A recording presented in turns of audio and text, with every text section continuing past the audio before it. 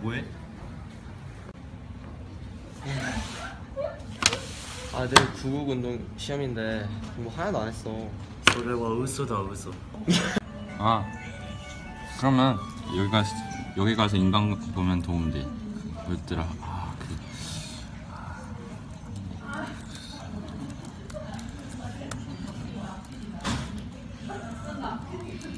여기 들어가. 나 조기 축구하러 갈게. 이만. 안녕. 아, 고마워.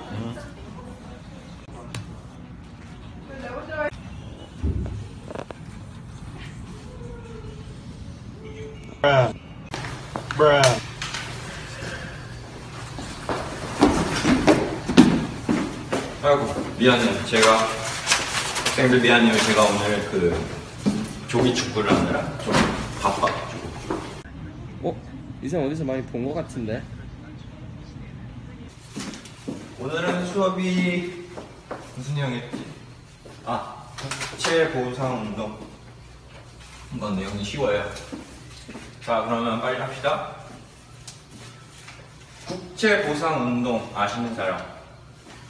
아무도 없네. 그러면 먼저 국채 보상 운동은 1907년에서 1908년 일어난 구국운동의 경제적 구국운동의 일종인데요. 자, 한마디로 말하면 이거 받아 적어요. 국채보상운동은 국민들이 스스로 자처한 운동 중 하나입니다. 너 뭐 하는 거야? 자리 앉아요, 학생. 학생! 자, 집중하고 있어요. 네. 배경을 설명하면은 우선 통감부라는 게 있는데, 통감부 아시는 분? 손? 알아요. 좋아요. 자, 통감부는 바로 일본이 한국을 장악하려고 일부러 한국 정부에 설치한 추가적 조직입니다. 통감부에서는 경찰 기구를 확장, 일본 거리민을 위한 투자를 요구하면서 우리에게 1,300만 원의 빚을 쌓게 만듭니다. 1,300만 원이면은 지금 환산하면 몇십억 되겠죠. 몇백억 될 수도 있고. 조용히 하세요. 자, 나라가 가지고 있는 빚 뭐라 할까요? 명칭 아시는 분? 두 글자인데 모르시죠? 국채예요. 국채. 국채라고요. 국채. 자, 한국은 이렇게 1,300만 원의 거액의 빚을 안게 됩니다. 그러면서 말했죠. 국민들이 스스로 자처한 운동 중 하나라고. 그럼 주 내용을 보시면 1907년 2월 대구에서 시작. 대구 밑줄 쳐야 밑줄. 그리고 국채를 갚기 위한 모금운동, 자처한 모금운동. 사람들이 대구에서도 모이고 서울에서도 모이고 대전에서도 모이고 모든 곳에서 모이면서 전국적으로 이렇게 뻗어나갑니다. 자, 영상이 잠깐 끊겨서 다시 찍습니다. 그러면서 우선 이 국채 보상 운동은 전국적으로 퍼지면서 이 중요한 게 생기는데, 국채 지원 금수합함수 이렇게 단어별로 따로따로 보면 국채, 나라의 빚, 지원금, 지원을 해주는 돈을 모으는 곳, 이런 곳을 많이 행성하면서 이렇게 나라를 위해 애국심 있게 이렇게 돈을 자처해서 갖는 이런 감동이 생깁니다. 그리고 또 황성신문, 제국신문 등 그 당시에 이렇게 명을 떨쳤던 엄청 유명했던 이런 신문사들이 적극 지원해주면서 이렇게 나라를 막 이렇게 뻗뜨리는 거예요. 그러면서 결과는 아주 허무합니다. 몇백만 원을 모았지만 결국엔 탄압. 일본 정부에서 이 활동을 보면서 매국심이다, 일본을 상대로 자금을 모으는 것이다, 반란이다 하면서 이렇게 안타깝게도 탄압이 됩니다. 자, 다 들었죠? 오늘 끝이고 이거 중요하니까 다 외워요. 외우라고. 어디서 한숨이야? 다 했습니다. 저 이제 조기 축구하러 가야 되니까 실력도 안 되면서. 자, 끝. 자, 일단 진도로 나가기 전에 지난번 강의를 정리를 할게요. 지난 강의에서 국제보상운동에 대해 배웠었죠. 자, 중요한 내용이니까 노트 정리한 것을 복습을 꼭 해줘야 돼요. 알겠죠? 자, 그럼 오늘은 물산 장려운동에 대해 배워보겠습니다. 자, 물산 장려운동의 계기는 민족기업을 보호하는 것이야. 1910년에는 일본이 회사령을 제정하여 회사를 설립할 경우 총독부에 허가를 받도록 했지만 1920년에 회사령이 철폐되자 일본 기업이 한꺼번에 사회에 진출하게 되어 그래도 일본이 경제적으로 더 유리해지는 상황이 되었어요. 자, 총독부의 허가를 받는 것은 이런 거야. 조선 사람이 회사를 설립하고 싶으면 일본한테 일본아, 우리 이 회사를 설립해도 되겠니? 라고 물어봐야 돼. 하지만 일본이 회사 같은 소리 하고 앉아있네. 집어치워. 이런 식으로 대답을 하면 회사를 못 만드는 거야. 하지만 1920년에 이 제도가 폐지되었어요. 그래서 조선인들은 경제적으로 일본에게 위협을 받은 민족기업을 보호하자는 계기로 물산 장려운동을 전개를 했어요. 이때가 조선의 기업이 성장할 수 있는 기회였기 때문에 이때부터 적극적으로 민족기업을 홍보하기 시작했어요. 자, 그럼 물산 장려운동은 무엇에서 시작됐냐? 물산 장려운동은 1920년 평양에서 조만식이라는 사람과 다른 민족주의자들이 국산품 장려, 소비 절약, 금연, 금주 등을 홍보하는 것에서 시작됐고 1923년쯤에 물산 장려운동이 전국적으로 확산되자 조선 물산 장려회를 설립하게 되었어요. 자, 조선 물산 장려회가 설립하게 되자 취지문을 쓰게 됐어. 조선 물산 장려회 취지문을 짧게 요약을 하자면 취지문의 주 내용은 조선 사람이 지은 것을 사쓰고 조선 사람은 단결하여 그 쓰는 물건을 스스로 제작하여 공급하기를 목적노라 이거야.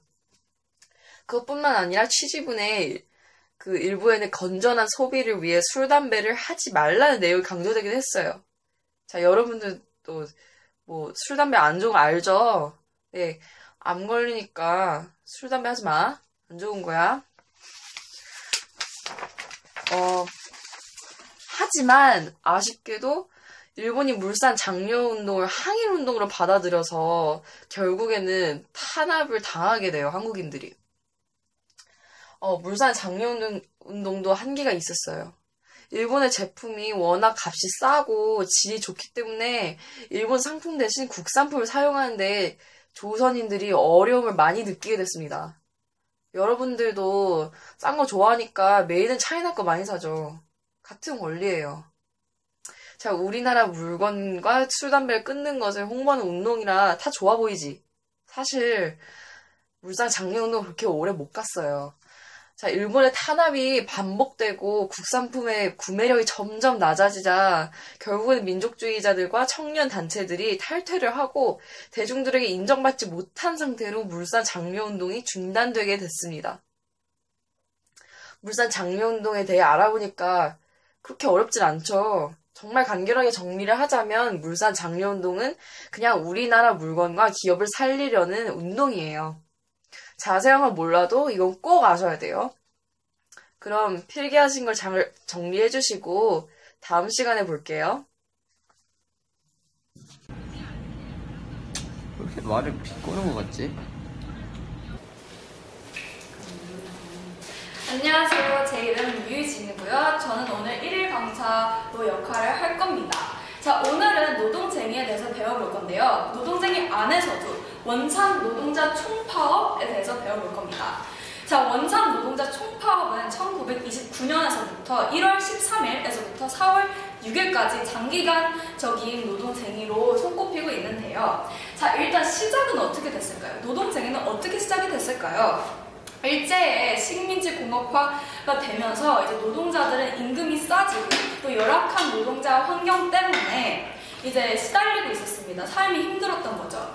그래서 생존권을 위해서 이제 노동쟁의를 시작한 거예요. 이제 일하기 힘들어서 시작했지만 그 일본 제국주의에 대한 공격으로 바뀌면서 이제 노동쟁이는 정치적인 성향을 띠게 된 거죠.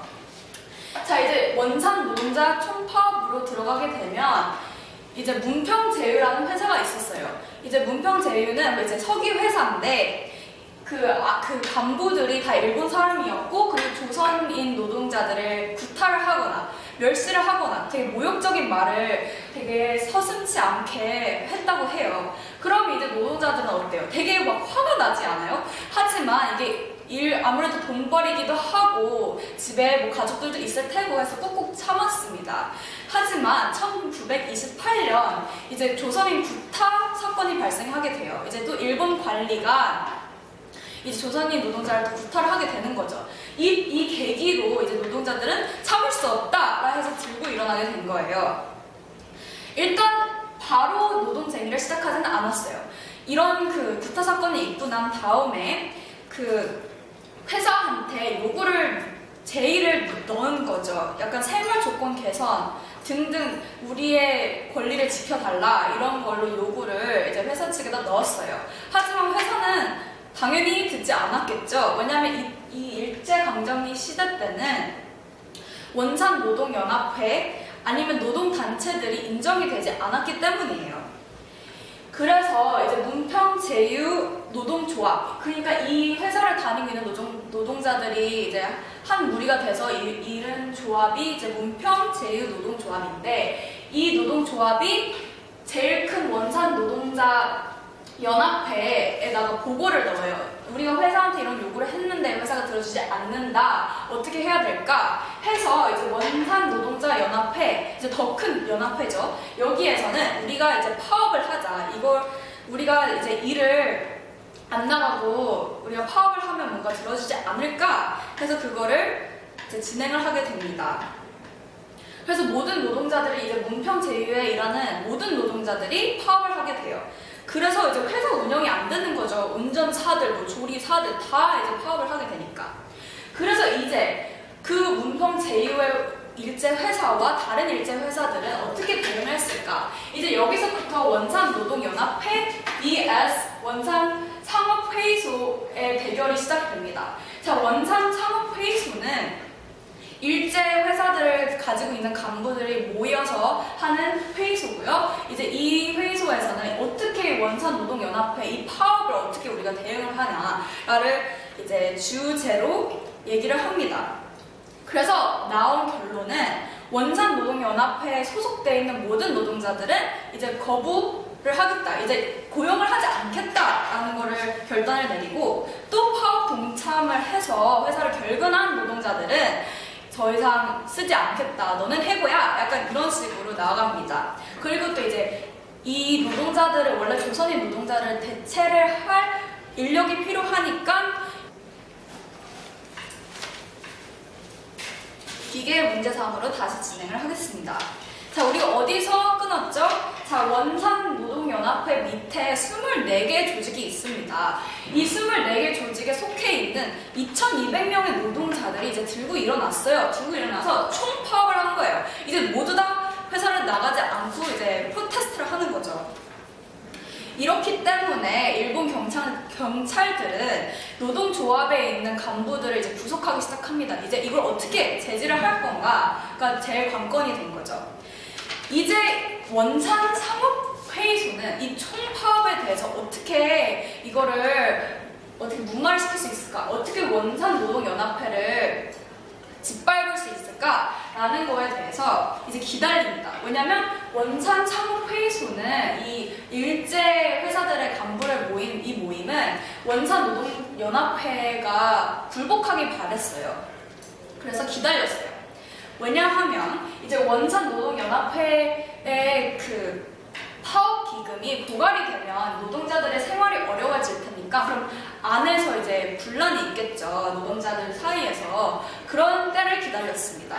그래서 기다리고 전혀 상황이 나아지지 않았고, 드디어 원산상업회의소가 바라던 바대로 파업 기금이 다 고갈이 됐고, 이제 파업한 노동자들은 생활이 어려워진 거죠. 이때 원산상업회의소는 유혹적인 제의를 하나 합니다.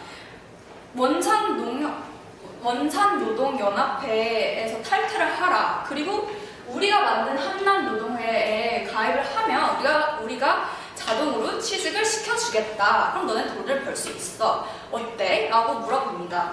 이제 노동자들은 이 긴 투쟁이 끝나지 않을 것만 같고 의욕이 상실하게 됩니다.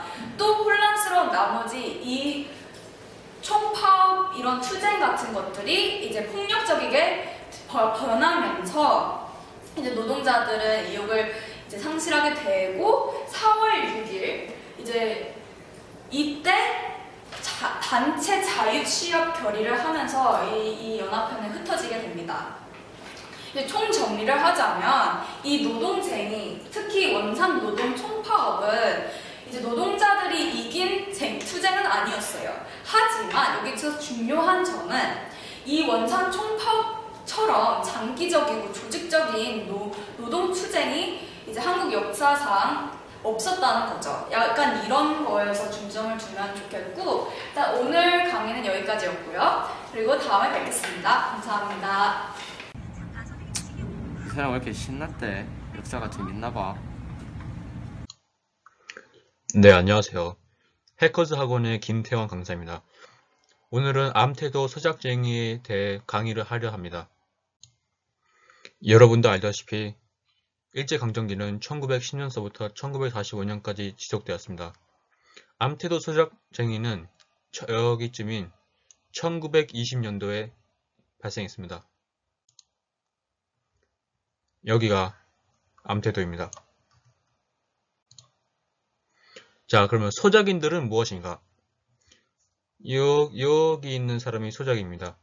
소작인들이란 다른 사람의 소유의 농지를 빌려 농사를 짓고 그 대가로 사용료 혹은 소작료를 지불하는 사람입니다. 자, 그러면 소작쟁이는 이 두 사람처럼 싸우는 거예요. 소작권과 소작료 따위 이해를 관계를 둘러싸고 지주, 땅 주인과 소작인 사이에 벌어지는 투쟁입니다. 그래서 무슨 일이 일어났냐면 이 암태도의 지주, 그러니까 땅 주인인 문제철과 일본이 손을 잡고 그 농민들한테 나쁜 짓을 했어요. 1920년대에 일제의 점유가 정책이 지주의 수익에 악영향을 끼쳤습니다. 지주들은 이것을 커버하기 위해서 소작인들한테 걷는 소작료를 대폭 인상시켰습니다. 하지만 그 중에서도 암태도의 경우가 유달리 심했습니다.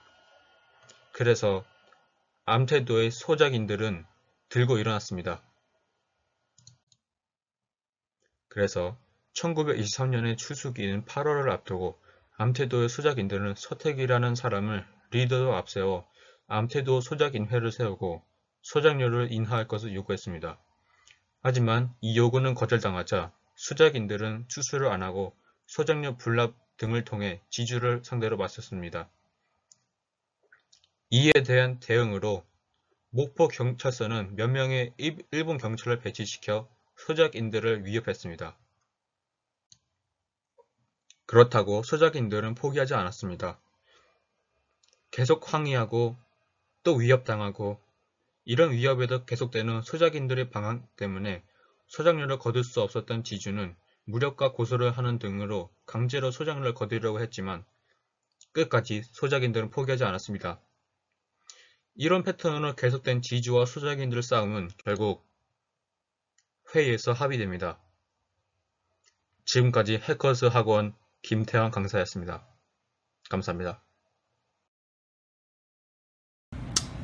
아, 진짜 재미없다. 아, 모르겠다.